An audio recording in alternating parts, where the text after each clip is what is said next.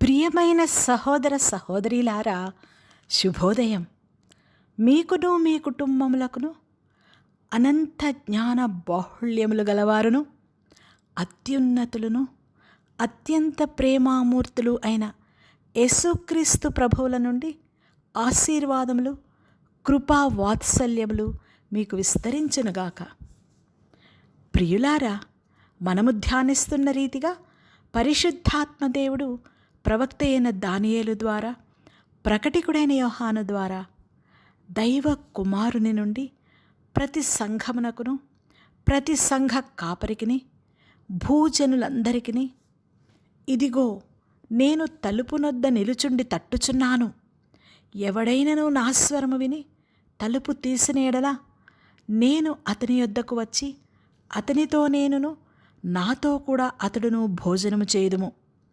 నేను జయించి నా తండ్రితో కూడా ఆయన సింహాసనమునందు కూర్చుండియున్న ప్రకారము జయించువానిని నాతో కూడా నా సింహాసనమునందు కూర్చుండనిచ్చెదను.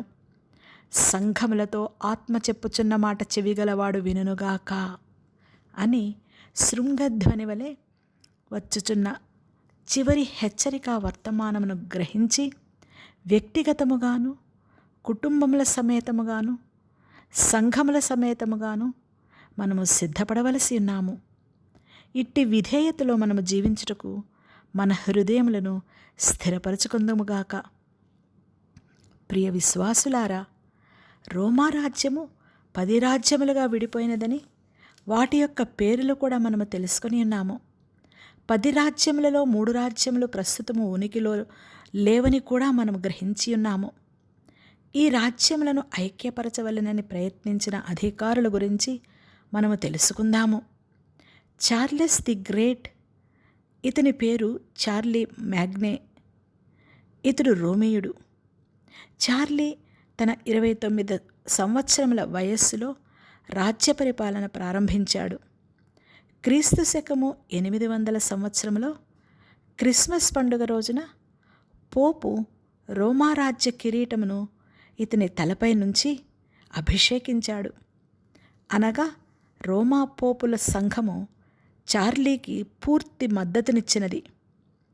వీరి తాతలు మహమ్మదీయ శత్రువులను అదుపులోనికి తీసుకొని వచ్చారు. అయినప్పటికీ చార్లీ ఈ రాజ్యములను ఐక్యపరచలేకపోయాడు. దాదాపు 50 సంవత్సరములు తన జీవిత కాలమంతయు యుద్ధములు చేసి మరణించాడు.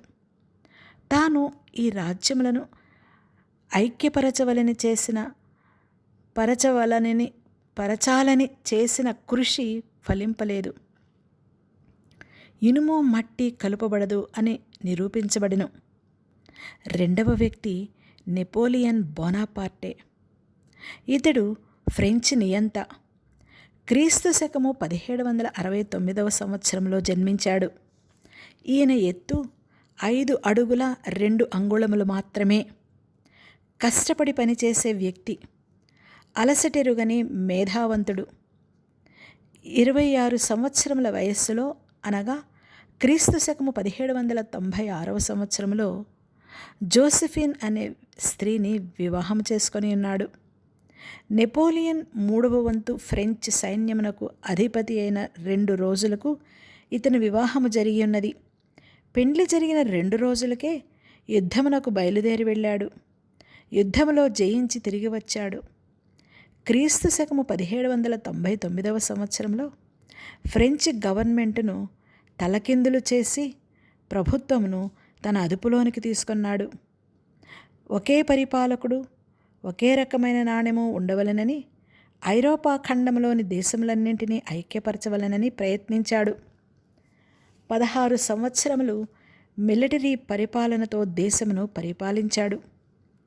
నెపోలియన్ అధికారమును ప్రేమించిన వ్యక్తి.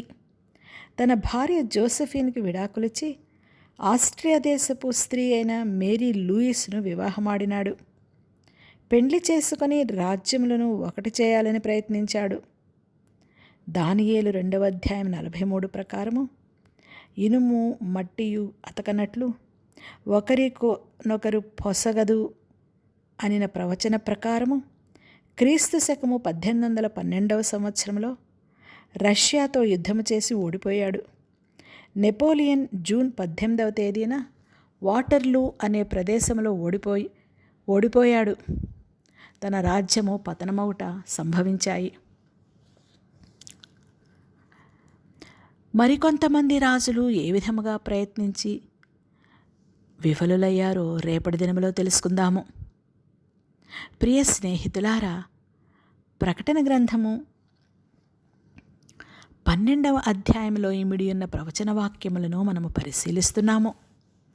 ప్రకటన గ్రంథము 12వ అధ్యాయము 7-8 వచనములలో, అంతట పరలోకమందు యుద్ధము జరిగెను. మిఖాయేలును అతని దూతలను ఆ ఘటసర్పముతో యుద్ధము చేయవలెనని ఉండగా, ఆ ఘటసర్పమును దాని దూతలను యుద్ధము చేసిరి గాని గెలువలేకపోయిరి. గనుక పరలోకమందు వారికి స్థలము లేకపోయెను. మిఖాయేలు అనగా యేసు ప్రభు అని మనము గత దినములలో తెలుసుకొని ఉన్నాము. సాతానుకు యేసుక్రీస్తు ప్రభువుల వారికి మధ్య పరలోకంలో జరుగు పోరాటమును గూర్చి యోహాను మహాశయుడు ఈ వచనములో క్లుప్తముగా వర్ణించాడు. ఈ యుద్ధము పరలోకములో ఈ భూమిపై మానవులు సృష్టింపబడక మునిపే ప్రారంభమైంది. యెషయా ప్రవక్త యెషయా గ్రంథము 14వ అధ్యాయము 13-14 వచనములలో ఏమిటి ఈ యుద్ధము ఎందుకు చేసి ఉన్నాడు? అపవాది అనగా సృష్టికర్తతో సమానముగా ఉండాలని, సృష్టికర్తతో పోటీపడి సృష్టికర్త యొక్క సింహాసనమునే కోరుకున్నాడు.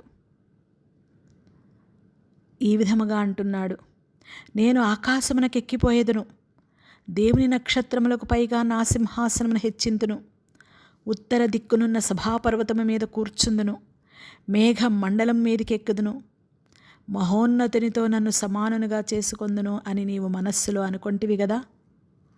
మరియు యెహెజ్కేలు 28వ అధ్యాయము 12-16 వచనములలో, ప్రభువైన యెహోవా సెలవిచ్చినదేమనగా, పూర్ణ జ్ఞానమును సంపూర్ణ సౌందర్యమును గల కట్టడమునకు మాదిరివి దేవుని తోటయగు ఏదెనులో నీ ఉంటివి. మాణిక్యము, గోమేధికము, సూర్యకాంతమణి, రక్తవర్ణపు రాయి, సులిమాని రాయి, మరకతము, నీలము, పద్మరాగము, మాణిక్యము అను అమూల్య రత్నములతోనూ బంగారముతోనూ నీవు అలంకరింపబడి ఉన్నావు. నీవు నియమింపబడిన దినమున పిల్లన గ్రోవులు వాయించువారును నీకు సిద్ధమైరి. అభిషేకమునందిన కెరూబవై ఒక ఆశ్రయముగా నీ ఉంటివి. అందుకే నేను నిన్ను నియమించి తిని దేవునికి ప్రతిష్ఠింపబడిన పర్వతము మీద నీ ఉంటివి. కాలుచున్న రాళ్ల మధ్యను నీవు సంచరించుచుంటివి. నీవు నియమింపబడిన దినము మొదలుకొని పాపము నీ యందు కనబడి వరకు ప్రవర్తన విషయంలో నీవు యథార్థవంతుడుగా ఉంటివి. అయితే నీకు కలిగిన విస్తారమైన వర్తకము చేత లోపల నీవు అన్యాయము పెంచుకొని పాపము చేయుచు వచ్చితివి గనుక దేవుని పర్వతము మీద నీ ఉండకుండా నేను నిన్ను అపవిత్రపరచితిని. ఆశ్రయముగా ఉన్న కెరూబు, కాలుచున్న రాళ్ల మధ్యను నీవికను సంచరింపవు, నిన్ను నాశనము చేసితిని అని దివ్యదేవుడు అపవాదితో సెలవిచ్చారు. ఇంత గొప్ప ఆధిక్యతను అపవాది తన తిరుగుబాటుతనముతో ఈ భూలోకమునకు పడద్రోయబడి పరలోకమందు స్థానము కోల్పోయాడు. ప్రియులారా,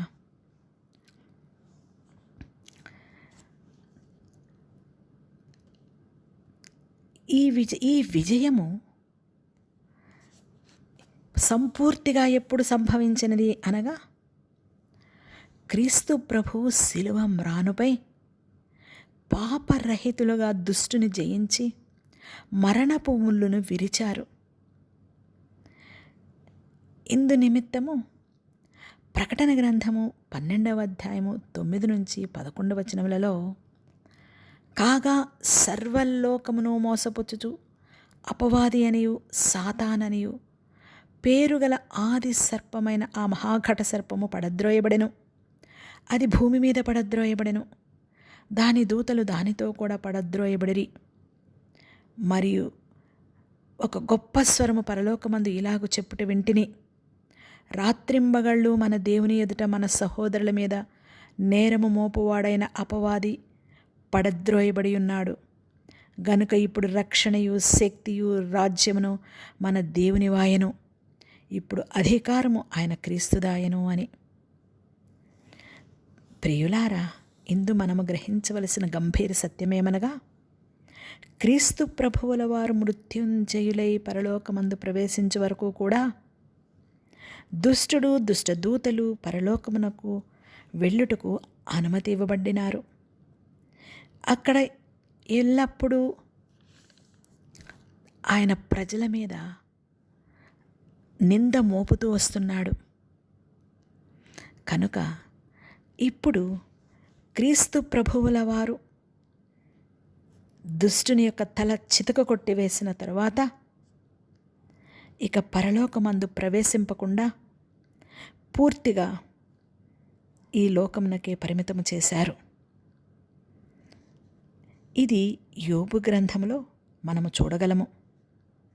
ఈ ప్రవచన వాక్యములను గూర్చిన మర్మములను ఇంకా లోతుగా రేపటి దినంలో నేర్చుకుందాము. అన్ని నామముల కంటే పైనామము కలిగిన యేసు క్రీస్తు ప్రభువుల నుండి మీకును మీ కుటుంబములకును ఎల్లప్పుడూ ఆయన నీతి, న్యాయము, మెండైన ఆశీర్వాదములు, దీవెనలు అనుగ్రహింపబడునుగాక. ఆమేన్.